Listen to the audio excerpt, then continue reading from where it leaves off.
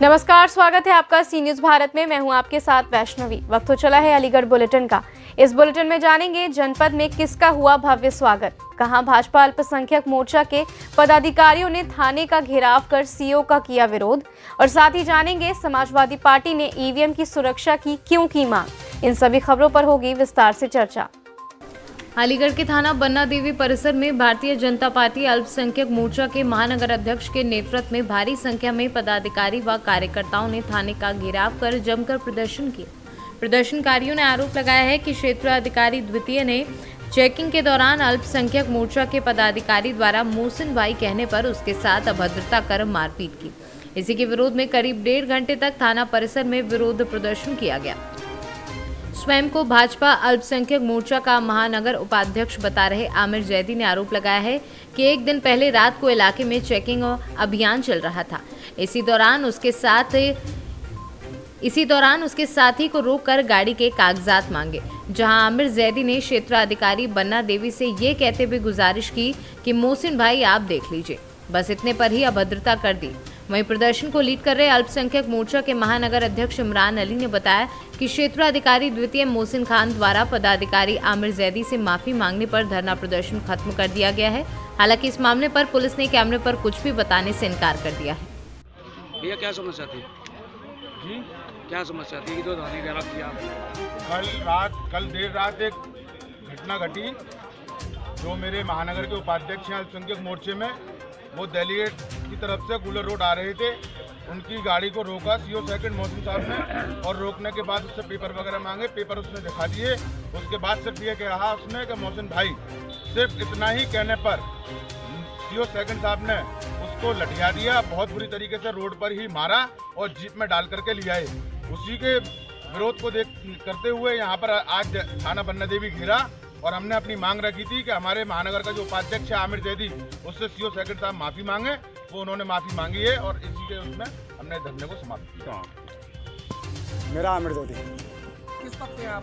मैं अल्पसंख्यक मोर्चे का महानगर उपाध्यक्ष हूँ अलीगढ़ में। क्या घटना हुई थी? मैं दिल्ली गुलर रोड चौराहे से आ रहा था, तभी वहाँ चेकिंग लगी हुई थी, तो वहाँ एक मेरे साथी था, उसकी गाड़ी रोक ली थी। तो मैंने कहा मोहसिन भाई ये कागज़ देख लिए, बस मैंने भाई कहा था। उन्होंने कुछ नहीं सुना, वो अपनी धुन में थे।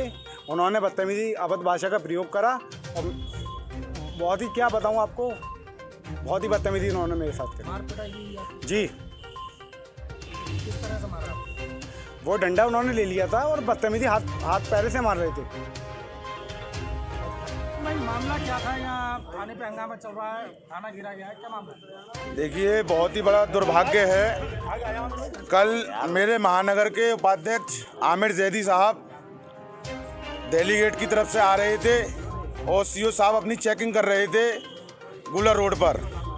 उसी के चलते उन्होंने गाड़ी रोकी, और गाड़ी रोकने के बाद उससे पेपर मांगे, पेपर उसने दिखा दिया, और दिखाने के बाद से उसने ये कह दिया कि मोहसिन भाई। उसी को लेते हुए माननीय सीओ सेकंड साहब ने उसको वहीं लठियाई कर दी, और बहुत मारा उसे सड़क पे ही। उसके हाथ पे भी डंडा लगा हुआ है, और बहुत बदतमीजी गंदी गंदी गालियाँ दी उसमें हमने यहाँ पर आज थाना घेरा है। क्या आश्वासन मिला पड़ती है? आश्वासन नहीं मिला। जो हमारी मांग थी वो पूरी हुई है। हमारी मांग थी कि सीओ साहब हमारे कार्यकर्ता से माफ़ी मांगे, और वो हमारे महानगर के उपाध्यक्ष आमिर जैदी से सीओ सेकंड साहब ने माफ़ी मांगी है। हमने धरना समाप्त कर दिया। जो हमारी मांग थी वो हमारी पूरी हो गई। कितनी देर तक थाने का घेराव रहा? कम से कम 1 से 1.5 घंटे थाने का घेराव रहा था। अलीगढ़ से सीनू संवाददाता संजीव शर्मा की रिपोर्ट।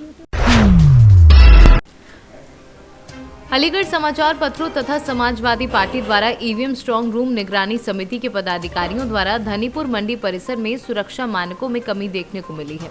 उन सभी सुरक्षा व्यवस्था को सुदृढ़ कराने की दृष्टि से समाजवादी पार्टी के महानगर अध्यक्ष अब्दुल हमीद घोसी के नेतृत्व में 3 सूत्रीय ज्ञापन जिलाधिकारी को संबोधित जिला कलेक्ट्रेट पर जिलाधिकारी की गैर मौजूदगी में तहसील कोल के तहसीलदार जीवी सिंह को सौंपा गया है।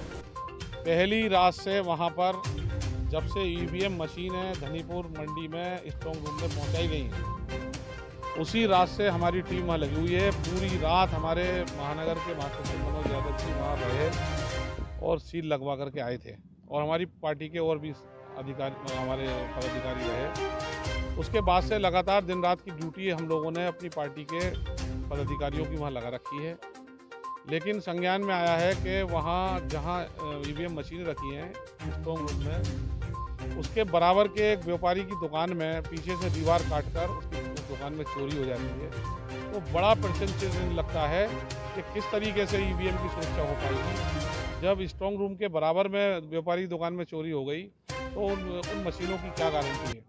ये दूसरा ये है कि रात में हमारे पदाधिकारी वहाँ रहते हैं, लाइट चली जाती है, काफ़ी देर तक वहाँ अंधेरा रहता है।